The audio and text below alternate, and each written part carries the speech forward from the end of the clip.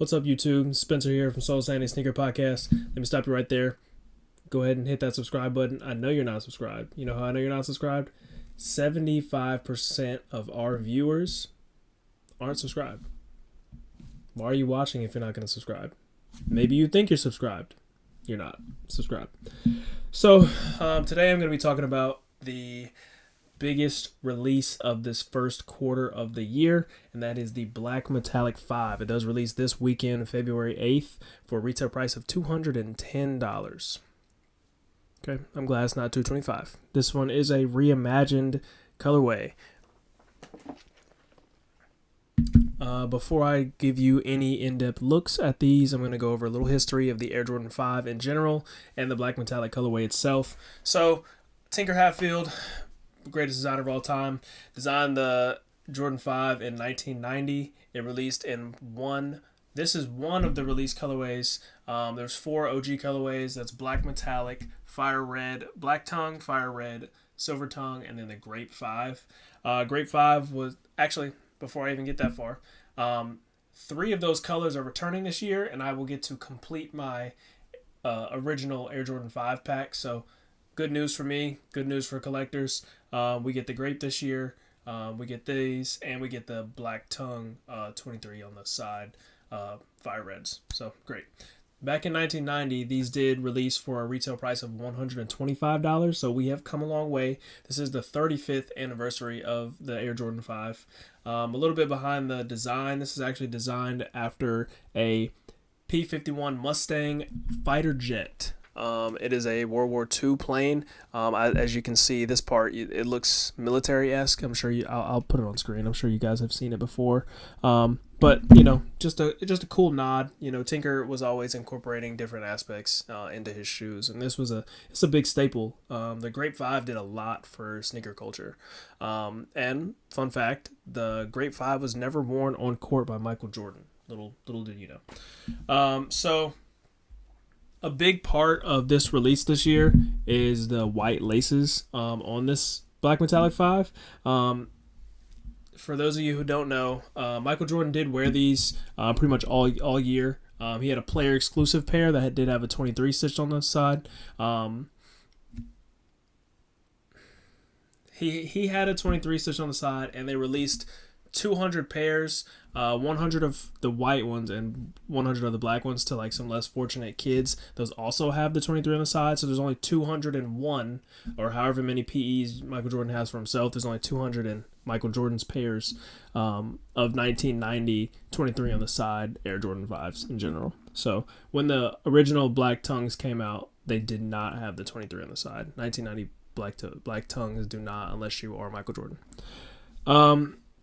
So the 1990 playoffs, the Bulls are playing the Pistons. The Bulls are losing to the Pistons. Michael Jordan came out wearing these shoes with white rope laces, which was obviously the opposite of what he'd been wearing all season. He'd been wearing black laces in his pair, and this resonated with a lot of people at that time because, I mean, it was just unheard of. You know, a lot of people don't wear white shoelaces in black shoes.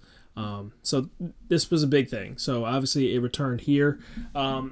In 2010, we got something kind of similar to this, and then we did again in 2020. So the first one being, it's a BIN 23 release. It's not called a Black Metallic because it's not black. It's like a metallic 5, and it has white laces. And I mean, you can tell that it's reminiscent of this. It's not necessarily a retro, but that's something cool I didn't know.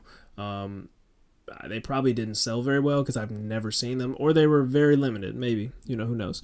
And then 10 years later, we got the Off-White 5, which is also very reminiscent of this, not quite a retro, also came with white laces. The bin and the Off-White 5 look very, very similar. Obviously, Virgil has holes in his, cool, I guess, but those two are very similar, and they were both nods to his 1990 debut of the white laces, you know, paying respect where respect is due. So this is the 6th retro, or 6th release, 5th retro. We have 1990, 2001, 2007, 2011, 2016, and 2025 releasing this weekend.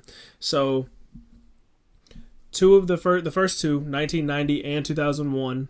I'm sorry, that's 2000, not 2001. That's a typo. I didn't mean to write 2001, but I know it's 2000. They had Nike Air on the back, stitched in white. So 1990 and 2001 Nike Air. 2007, you get replaced here with the Jumpman, and you get the 23 reminiscent of his PE. Same thing in 2011. So first two are the same. Next two are the same. Now we're at 4. 2016 is as close to the OG 1990 pair as we had gotten at the time. Now this one is next. That the 2016 had Nike Air. This one is the 5th retro 2025, but it is reimagined. So in some ways it is closer. Like this heel is definitely, the collar is a little bit thinner than the 2016. But it does have these, obviously this is not stitched, and it does have the 3M piping, throughout the shoe. And this is not OG as well. But other than that, this is the second closest we've gotten. And in some ways, it is closer to the OG than 2016, but the 2016 is very close, maybe outside of the construction specs. But as far as the design of the aesthetically, it is very close to the original 1990 pair. I think I prefer this pair, maybe not over 2016. I would like to have a pair with 23 on the side, but it's really not worth that much to me, like to own 2 black metallic 5s, unless I were extremely wealthy. I do wish this was stitched. I think it still could have been 3M and stitched, but that's just a personal preference. The shoes are really clean. They're going to be really popular. If you haven't already entered raffles, you need to do your legwork. They're definitely accessible. Pairs are out here, but they are highly sought after. So I don't expect the resale to be crazy. Probably not more than like 240 to 260 on the men's pairs and like 200 to 210 on the grade school pairs. But these won't sit around because that many people want them. You'll still be able to get them afterwards for not a crazy amount, but definitely do your legwork so you don't have to pay anymore, because there is enough pairs for not everybody that wants them, but most everybody that wants them. So sorry guys, I know I ran through this video really fast. I'm not trying to rush. I always get nervous when I haven't done these in a while, and it has been a while since I have given you a sneaker review, and I've also been procrastinating. I've had these shoes for a week and a half, and it's just been crazy. Went to my first NBA game. Shout out the Nuggets. Not shout out Russ for not playing at that time. LaMelo also wasn't playing, so boo-hoo. But I'm really excited for these. Let me know how you feel about them down below. Hit me up if you need help getting a pair. I can't promise you anything, but don't hit me up if you're not subscribed. See you later.